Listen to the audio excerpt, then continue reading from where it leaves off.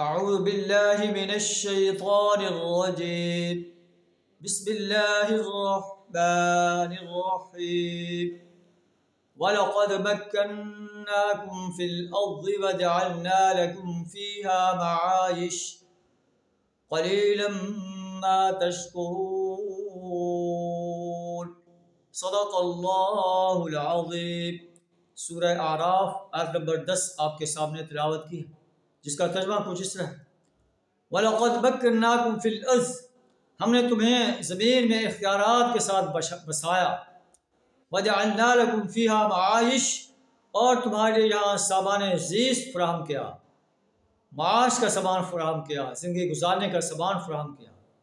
क़लीलन मा तशकुरून, बहुत कम तुम लोग अल्लाह का शुक्र अदा करते हो। ऐसे लोग बहुत कम हैं जो अल्लाह का शुक्र अदा करते हैं। और अल्लाह का शुक्र यह है कि अल्लाह ने जो हमें सलाहियतें दी, अल्लाह ने जो हमें माल दिया है, जो दौलत दी है, जो वक्त दिया है, जो सलाहियत दी है, उसे अल्लाह के दीन को गालिब करने के लिए खपा दें। अगर नहीं करते तो फिर इसका मतलब अल्लाह का शुक्र अदा नहीं करते। अल्लाह से दुआ ताला हमें अपना शुक्रगुजार बंदा बनने की तौफीक अता फरमाए।